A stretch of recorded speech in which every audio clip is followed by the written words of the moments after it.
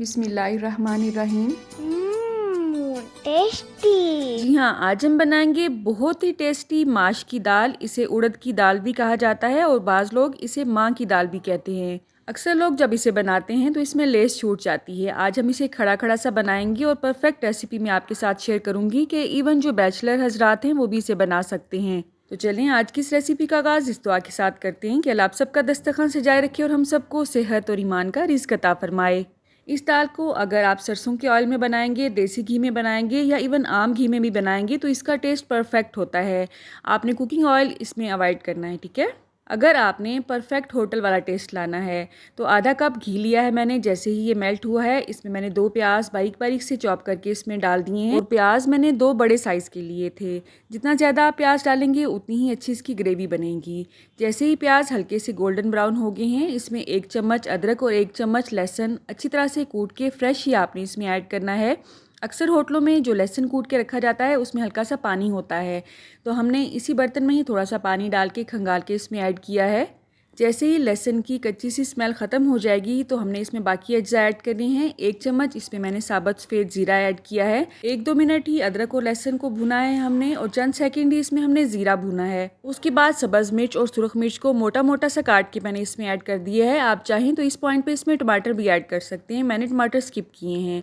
Spices में मैंने 1 चम्मच नमक ऐड किया है, आधा चम्मच हल्दी पाउडर, 1.5 चम्मच पिसी हुई सुरख मिर्च, इसके अलावा 1 चम्मच खुश्क धनिया पाउडर ऐड किया है। बस बहुत ज़्यादा मसाले हमने इसमें ऐड नहीं करने हैं। इससे पहले भी दाल की बहुत सी रेसिपीज़ मैं आपके साथ शेयर कर चुकी हूँ। एक अलग से प्लेलिस्ट मैंने बनाई हुई है, वो आप चेक कर सकते हैं, आपको बहुत आसानी होगी। थोड़ा सा मैंने इसमें पानी ऐड किया है। अगर आपको लगे कि मसाले नीचे से जल रहे हैं तो आप इसमें थोड़ा सा पानी ऐड करके इसको भूनें, बहुत ही अच्छा टेस्ट आता है। वरना मसाले जलने की बू सालन में बहुत बुरी लगती है। तमाम अज्जा को अच्छी तरह से भूनने के बाद आधा कप इसमें दही ऐड करेंगे और दही आपने ऐड करने से पहले अच्छी तरह से फेंट लेना है और आपने मेक श्योर करना है कि दही बहुत ज़्यादा खट्टा नहीं होना चाहिए। 1 चम्मच इसमें मैंने कसूरी मेथी ऐड की है।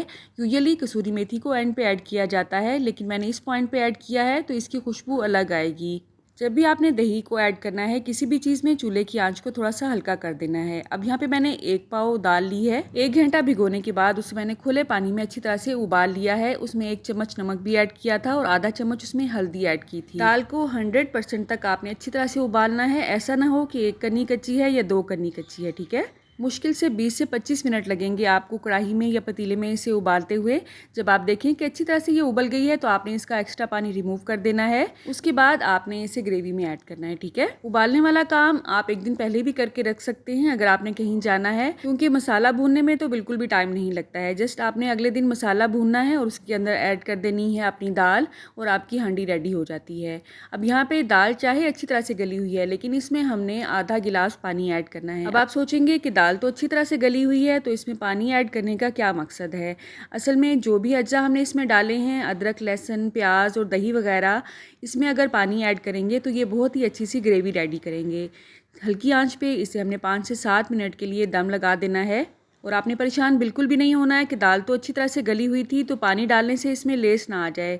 बिल्कुल भी ऐसा नहीं होगा। दाल माश बहुत सख्त जान वाली दाल होती है, थोड़ा सा एक्स्ट्रा पानी डालने से कि बिल्कुल भी लेस नहीं छोड़ती है। दम उठाने के बाद अगर आपको लगे कि इसमें एक्स्ट्रा पानी अभी बाकी है, जैसे कि इस वक्त आपको नज़र आ रहा है, तो आपने चूल्हे की आंच को तेज़ कर लेना है और अपने हिसाब से इसकी ग्रेवी को एडजस्ट कर लेना है। बस इतनी सी ही बात है।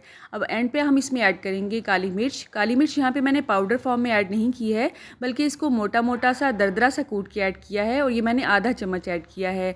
एंड पे इसे डालने से बहुत ही अच्छी सी खुशबू आती है और जो दाल का जो कलर है वो ब्लैकिश की तरफ नहीं जाता है, बल्कि मेंटेन रहता है।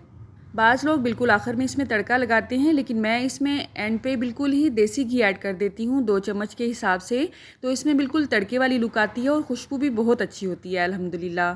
नए सीखने वाली बच्चियों के लिए और बैचलर्स के लिए ये रेसिपी परफेक्ट है 1 पाव दाल के लिए। अगर आप बिल्कुल नए सीखने वाले हैं और स्टार्ट से ही इसे कुकर में बनाना चाहते हैं तो मैं आपको पहले ही बता दूं, कुकर में ये लेस छोड़ जाती है और आपको बिल्कुल भी आइडिया नहीं होता है आपने कितना टाइम से पकाना है कितना नहीं।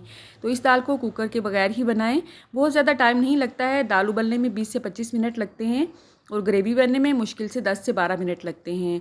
तो अगर आपको 1 घंटा भी लग जाता है परफेक्ट माश की दाल बिल्कुल होटल जैसी बनाने में, तो इसमें कोई मज़ायका नहीं है। अल्हम्दुलिल्लाह आप देख सकते हैं इसकी बिल्कुल परफेक्ट लुक आई है। एक एक दाना खड़ा खड़ा है लेकिन बिल्कुल गला हुआ है, इसमें कोई भी लेस नहीं है। और जितनी ग्रेवी हमें चाहिए थी उसे हमने अपने हिसाब से एडजस्ट किया है। आपने एक दफ़ा इस रेसिपी को ज़रूर ट्राई करना है। आप कहाँ और किस सिटी से मेरी वीडियोज़ को वॉच करते हैं, कमेंट बॉक्स में अगर आप मुझे बताएंगे तो मेरे लिए किसी नाम से कम नहीं होगा। सर्व करने से पहले आप इसमें जूलियन कट में कटी हुई अगर अदरक को ऐड करेंगे तो इसका टेस्ट भी इन्हेंस हो जाता है और इसकी लुक भी बहुत अच्छी आती है। अल्लाह आप सबको सेहत और ईमान का रिज़्क अता फरमाए और हम सब के रिज़्क में कसरत से ज़्यादा बरकत और आसानी अता फरमाए। रुके रुके सुने, जाने से पहले वीडियो को लाइक कर दें, अच्छी लगी तो शेयर कर दें और सब्सक्राइब करने के बाद बेल का आइकन भी ज़रूर प्रेस करें। जज़ाकल्लाह। मेरी नेक्स्ट वीडियो तक अल्लाह हाफ़िज़।